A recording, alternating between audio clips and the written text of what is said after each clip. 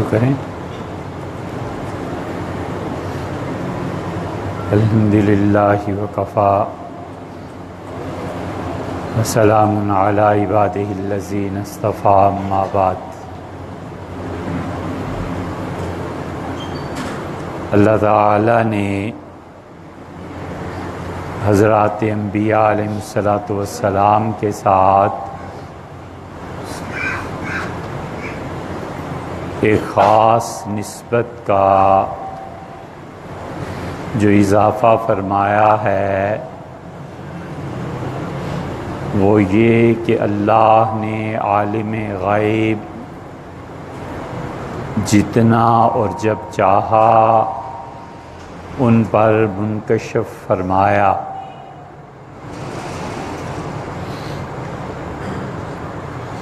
اور اللہ تعالی اپنے ان نیک بندوں کو کائنات کے اسرار دکھاتا ہے اور ان کو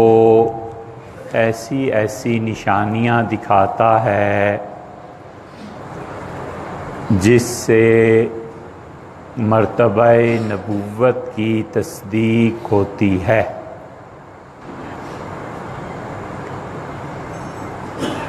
اور اللہ انہیں ایسی برکات سے نوازتا ہے جو ان کے علاوہ کسی کا حصہ نہیں ہوتی۔ اسی لیے حضرت نوح علیہ السلام کو جب خدا نے دنیا میں بھیجا اور جب وہ اپنی کشتی سے اترے تو اللہ نے کہا کہ یا نوح اہبط منا بسلام، اے نوح اللہ کی سلامتی کے ساتھ اس زمین پہ قدم رکھیں، وبرکات علیک، اور ہم آپ کو بہت برکتوں سے نوازیں گے، وعلی امم معک، اور باقی جو آپ کے ساتھ آپ کی امت کے مومنین اور جانور اور جو بھی ہیں، اللہ ان سب کو برکات سے نوازے گا۔ اور ایسے ہی حضرت ابراہیم علیہ السلام کا جب ذکر آیا تو اللہ تعالیٰ نے فرمایا کہ ہم نے اپنے اس بندے پہ آسمانوں میں اور زمین میں عالم غیب کو منکشف فرمایا تاکہ وہ دیکھیں کہ ان جہانوں میں ان کے پروردگار کا حکم کیسے چلتا ہے، جن چیزوں کی اللہ نے انہیں خبر دی تھی ان چیزوں کا مشاہدہ کروایا۔ اور حضرت رسالت مآب صلی اللہ علیہ وسلم کے ساتھ بھی یہی ہوا، اور ہجرت کرنے سے پہلے اور تقریباً 1.5 برس قبل ایک دن آپ سوئے ہوئے تھے کہ اللہ کے فرشتے آئے اور یہ واقعہ رجب میں پیش آیا۔ مورخین کا اس بات پر اتفاق نہیں ہے کہ یہ واقعہ 27 رجب کو پیش آیا ہو، کچھ کا خیال یہ ہے کہ یہ 27 رجب کو پیش آیا، اور کچھ کا خیال یہ ہے کہ رجب کے پہلے ہفتے میں یہ واقعہ معراج پیش آیا، کچھ کا خیال دوسرے ہفتے کے متعلق ہے، اور مختلف مورخین کی مختلف آراء ہیں۔ اور یہ جو پہلی رجب کے پہلے ہفتے کا قول ہے، اسے اہل تشیع نے اختیار کیا اور اہل تشیع نے اس رات کے لیے بہت سی احادیث اپنی کتابوں میں درج کی کہ معراج کی رات میں یہ نوافل پڑھے جائیں اور یہ عبادتیں کی جائیں،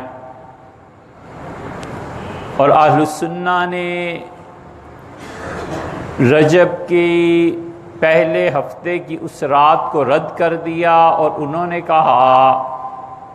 کہ اہل تشیع کے ہاں لیلۃ الرغائب جسے کہا جاتا ہے اور مختلف اعمال کیے جاتے ہیں، ہمارے نزدیک اس کی سرے سے کوئی اصل ہے ہی نہیں، اور جو اس کے اثرات اہل السنہ میں جہالت کی وجہ سے پڑے، اور اہل السنہ نے اہل تشیع کی جن چیزوں کو اپنایا ان میں سے ایک چیز یہ ہے کہ اس رات کو متعین نوافل پڑھے جائیں، حالانکہ اس کی کوئی روایت ایسی نہیں ہے۔ جس طرح اہل السنہ پہ اہل حدیث اور وہابیوں کا اثر ہوا اور انہوں نے بہت سی چیزوں میں حدیث کے نام پہ ان کے اعمال اختیار کیے، اسی طرح ان پر اثر ہوا اہل تشیع کا، اور لیلۃ الرغائب کے نام سے ایک مستقل عنوان سے نمازیں پڑھنے لگے، اور اتنی یہ نمازیں بڑھیں کہ چوتھی، پانچویں، چھٹی، ساتویں، آٹھویں اور 9ویں صدی تک 600-700 سال مستقل اہل السنہ کے علماء اس کی تردید کرتے رہے اور بتاتے رہے کہ حضرت رسالت پناہ صلی اللہ علیہ وسلم کی معراج یقینی بات ہے، مگر اس رات کی عبادت کے متعلق کوئی چیز ثابت نہیں ہے۔ اور حضرت صلی اللہ علیہ وسلم ام ہانی رضی اللہ عنہ کے ہاں تھے، اور جبریل امین آئے اور رسول اللہ صلی اللہ علیہ وسلم نے فرمایا کہ میں نے جبریل کو 2 مرتبہ اس کی اصل حالت میں دیکھا۔ جبریل امین اللہ کے ترجمان ہے اور اللہ کے درمیان اور انبیاء علیہ السلام کے درمیان معلم کا درجہ رکھتے ہیں۔ وہ اس شان کا فرشتہ ہے کہ کبھی وہ پورا زمین پہ نہیں آیا، اور وحی میں بھی اس کا کچھ حصہ اس زمین پہ آیا، اور اصل وہ اپنے مقام پر تھا۔ اللہ تعالیٰ نے فرمایا ہے کہ عند سدرۃ المنتہا، اور جبریل کا گھر میرے عرش کے پاس سدرۃ المنتہا میں ہے، اور جبریل امین آئے پہلی مرتبہ غار حرا میں، اور رسول اللہ صلی اللہ علیہ وسلم نے فرمایا میں نے انہیں اس وقت دیکھا ان کی پوری شکل میں، اور آپ نے فرمایا دوسری مرتبہ جب وہ معراج میں آئے تو 600 جناح 600 سے زیادہ تو ان کے پر تھے، اور آپ نے فرمایا آسمان اور زمین بھر گئے جبریل امین سے، میں نے اس طرح انہیں دیکھا۔ انہوں نے آ کے اٹھایا اور رسول اللہ صلی اللہ علیہ وسلم کا سینہ مبارک چاک کیا۔ یہ شق صدر کا واقعہ 3 یا 4 مرتبہ رسول اللہ صلی اللہ علیہ وسلم کے ساتھ پیش آیا ہے۔ پہلی مرتبہ جب وحی آئی اس وقت، اور پھر اس وقت جب معراج میں تشریف لے گئے، اور اس وقت جب رسول اللہ صلی اللہ علیہ وسلم بہت چھوٹے تھے، 6-7 برس کے رہے ہوں گے، اور ہجرت سے پہلے کی بھی ایک روایت ملتی ہے کہ اس دن بھی یہ واقعہ پیش آیا، اور جبریل امین نے رسول اللہ صلی اللہ علیہ وسلم کا سینہ مبارک چاک کیا اور پھر دل کو نکالا، اور آپ نے فرمایا یہ سب کچھ میں دیکھ رہا تھا، اور انہوں نے پانی منگایا اور زمزم سے میرے دل کو دھویا، اور جنت سے ایمان اور حکمت جو وہ لے کے آئے تھے انہوں نے میرے دل کو اس سے بھر دیا۔ محدثین نے لکھا ہے کہ رسول اللہ صلی اللہ علیہ وسلم کا دل دھونے کے لیے جبریل امین جنت سے پانی کیوں نہ لے آئے؟ زمزم سے دھونے کا مطلب تو یہ ہوا کہ جنت میں بھی اس سے افضل پانی نہیں، اس لیے رسول اللہ صلی اللہ علیہ وسلم زمزم کے لیے گئے اور آخری حج میں اپنے طواف میں وہاں رکے، اور اس سے پچھلی شب کو مزدلفہ میں حضرت عباس آئے اور انہوں نے کہا اللہ کے رسول مجھے اجازت دیں میں ذرا سویرے نکل جاؤں، اور آدھی رات کے بعد وہ چلے گئے۔ جن ائمہ نے کہا ہے کہ مزدلفہ کا رات کا قیام واجب نہیں ہے، وہ اسی حدیث سے دلیل لیتے ہیں۔ انہوں نے کہا کہ کل سارے حاجی مکہ میں آئیں گے تو مجھے پانی کا بندوبست کرنا ہے، اور رسول اللہ صلی اللہ علیہ وسلم نے اجازت دی، اور جب خود زمزم پہ تشریف لائے تو کھڑے ہو گئے، اور آپ نے فرمایا کہ بہت خیر کا کام عباس اور ان کے بچوں تم کر رہے ہو، اور اگر مجھے نبوت کا کام نہ کرنا ہوتا تو میں اس کو ترجیح دیتا کہ لوگوں کو پانی نکال کر پلاؤں۔ یہ بالکل ایسے ہی ہے جس کی شبیہت عمر رضی اللہ عنہ کے ہاں نظر آتی ہے۔ انہوں نے ایک دن آذان کے متعلق فرمایا کہ آذان اتنی بڑی چیز ہے کہ اگر مجھے خلافت کا کام درپیش نہ ہوتا تو میں مسجد نبوی میں مؤذن لگ جاتا، کیونکہ رسول اللہ صلی اللہ علیہ وسلم نے ان چیزوں کے فضیلتیں بیان کی، اور اس کے بعد انہوں نے دل کو رکھا اور کہا اللہ کے رسول میرے ساتھ چلیں، اور رسول اللہ صلی اللہ علیہ وسلم کی صرف روح نہیں اور صرف جسم نہیں بلکہ دونوں کے مجموعے کو ساتھ لے کے چلے، اور یہ بہت بڑی ٹھوکر ہے یہاں پر جو سر سید نے کھائی ہے۔ انہوں نے اپنے سارے لٹریچر میں لکھا ہے کہ یہ رسول اللہ صلی اللہ علیہ وسلم کا خواب تھا، اور حقیقت میں رسول اللہ صلی اللہ علیہ وسلم آسمانوں میں تشریف نہیں لے گئے، جبکہ پورا اہل سنہ کا عقیدہ اس کی نفی کرتا ہے، اور ہمارا ایمان اور عقیدہ ہے کہ رسول اللہ صلی اللہ علیہ وسلم اپنے جسم اور روح دونوں سمیت تشریف لے گئے۔ چنانچہ جبریل امین نے یہ بات کی، اور پھر اس کے بعد براق پر بٹھایا، اور رسول اللہ صلی اللہ علیہ وسلم جبریل نے کہا کہ انبیاء علیہ السلام کی خاص سواری ہے، اور آپ کے جد امجد حضرت ابراہیم علیہ السلام جب شام سے عراق سے یعنی ان علاقوں سے مکہ مکرمہ آتے تھے تو اسی پہ سوار ہوتے تھے، اور براق صحیح روایات میں آیا ہے کہ خوشی کی وجہ سے اچھلا، اور رسول اللہ صلی اللہ علیہ وسلم اس پہ سوار ہونا چاہ رہے تھے عین اس لمحے، تو جبریل نے اسے ڈانٹا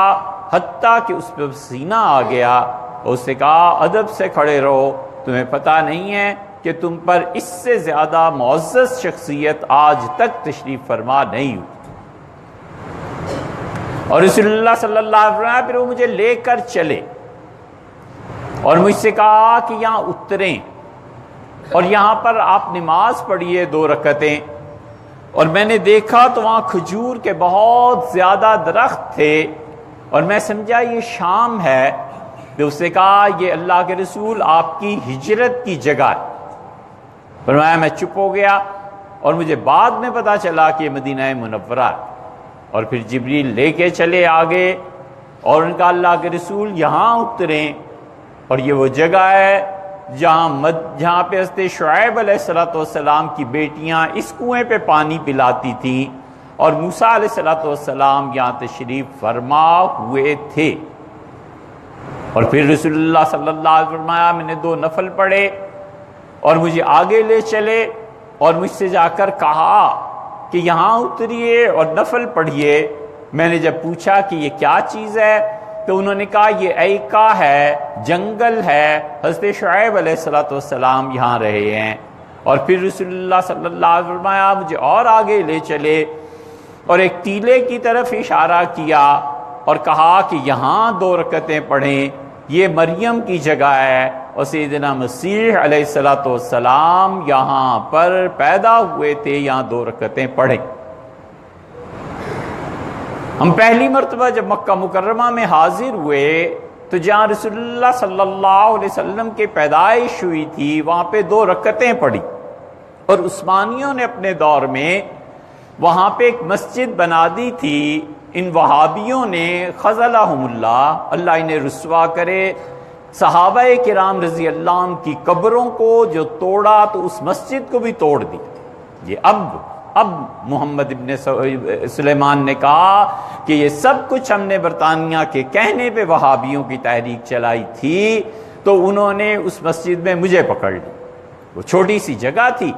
اور بٹھا دیا اس سپاہی نے اور کہا بدعت اختیار کرتے ہو۔ ہم چپ رہے، ہم نے کہا بدعت نہیں ہے، 2 نفل پڑھ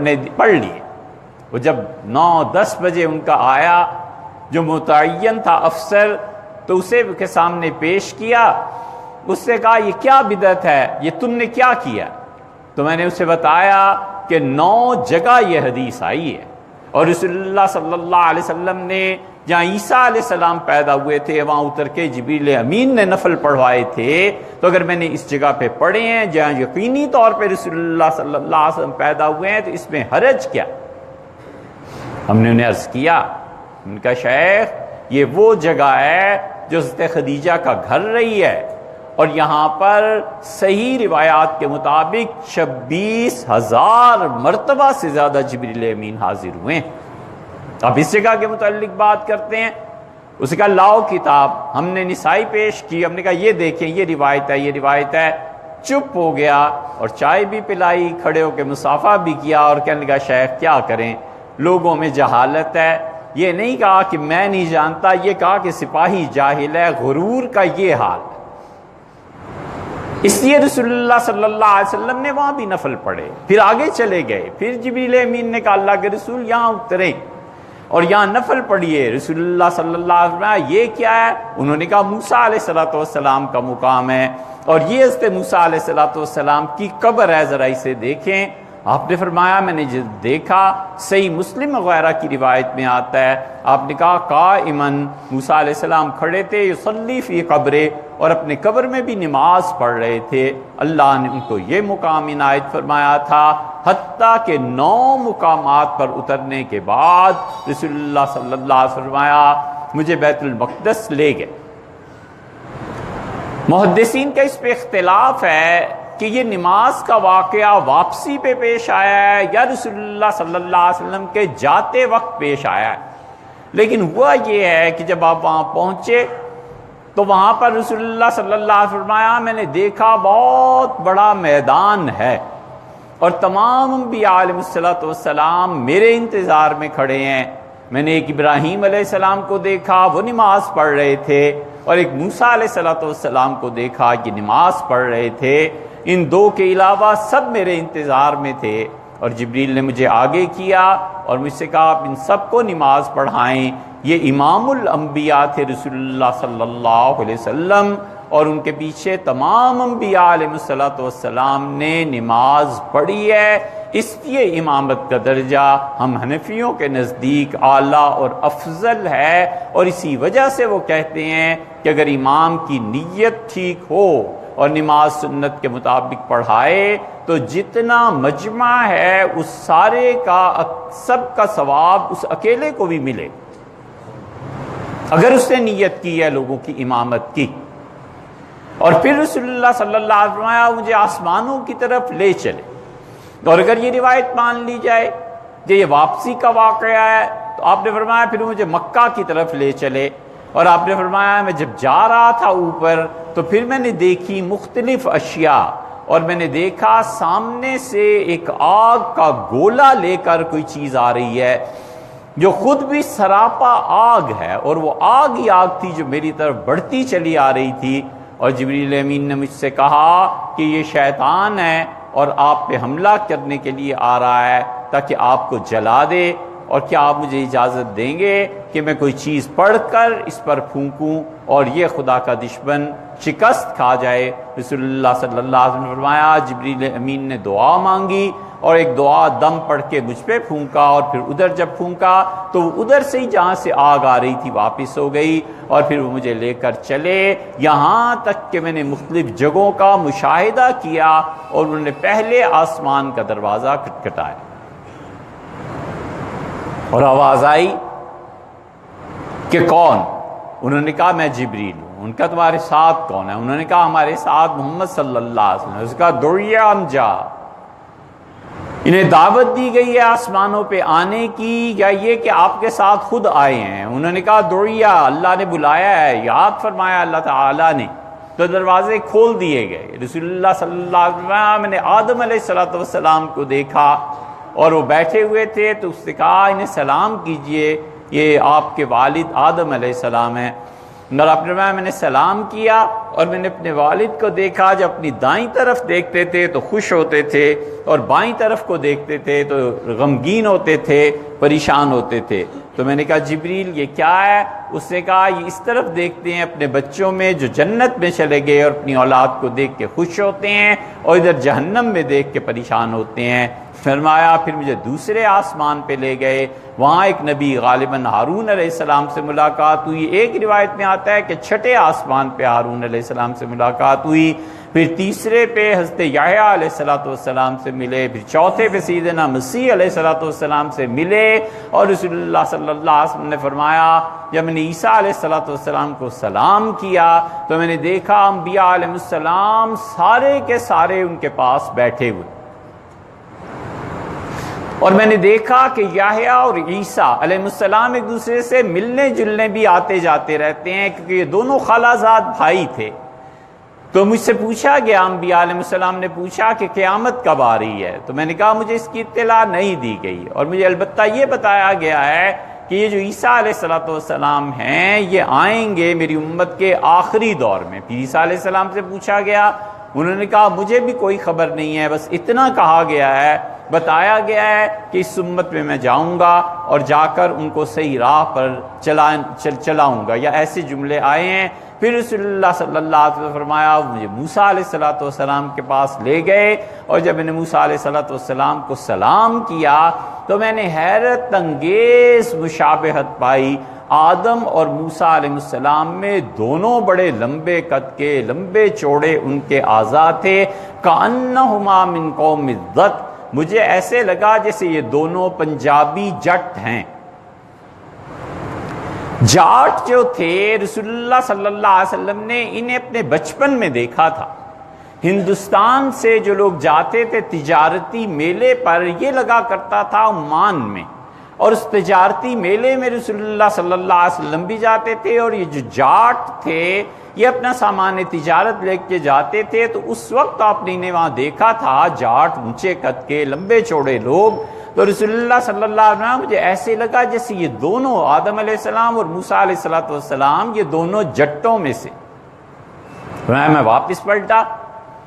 تو مجھے آواز آئی رونے کی۔ میں نے پوچھا کون رو رہا ہے؟ جبریل نے کہا موسیٰ علیہ السلام۔ میں نے کہا کیوں رو رہے ہیں؟ ان کا وہ کہتے ہیں کہ افسوس میرے بعد ایک نبی آیا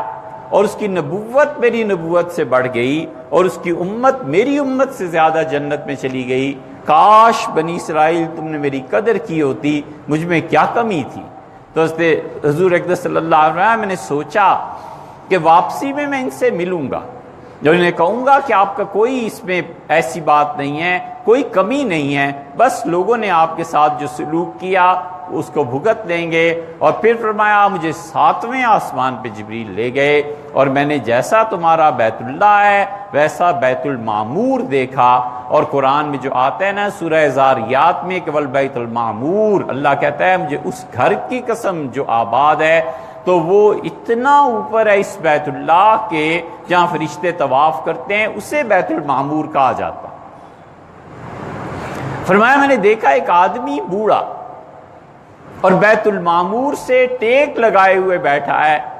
جبریل امین نے اپنے پر سمیٹے اور جبریل بڑے ادب سے حاضر ہوئے اور کہا انہیں سلام کیجئے، آپ کے والد ابراہیم علیہ السلام۔ آپ نے فرمایا میں نے سلام جب کیا تو انہوں نے مجھ سے کہا کہ مرحباً بالنبی الصالح والابن الصالح، میرے اچھے بیٹے اور اچھے نبی کا آنا بڑا مبارک ثابت ہوا۔ اور رسول اللہ صلی اللہ علیہ وسلم فرمایا پھر وہ اٹھے، اور جب وہ اٹھے ہیں تاکہ وہ طواف کریں تو فرشتوں پر کب کبی طاری ہو گئی ان کے جلال کی وجہ سے، اور فرشتے ان کے پیچھے چلنے لگے۔ حضرت ابراہیم علیہ السلام کا اتنا روب ان پر پڑا کہ فرشتے چپ اور ان کے پیچھے چل رہے تھے۔ فرمایا پھر مجھے آگے لے جایا گیا اور جبریل نے مجھے کہا کہ یہ سدرۃ المنتہا ہے، دنیا کے جتنے اعمال ہیں وہ یہاں تک آتے ہیں، اور اللہ کی برکتیں اور رحمتیں یہاں ہم وصول کرتے ہیں اور پھر دنیا میں بھیجتے ہیں۔ یہ ساری احادیث بتاتی ہیں کہ ہمارا عقیدہ یہ ہے کہ رسول اللہ صلی اللہ علیہ وسلم اپنے جسم اور روح دونوں کے ساتھ گئے تھے۔ جو لوگ کہتے ہیں کہ ان کا خواب تھا، جو لوگ یہ کہتے ہیں کہ صرف روح چلی گئی تھی باقی جسم یہی تھا، یہ اہل السنہ کے عقائد میں شامل نہیں ہیں، اس چیز سے بچنا چاہیے۔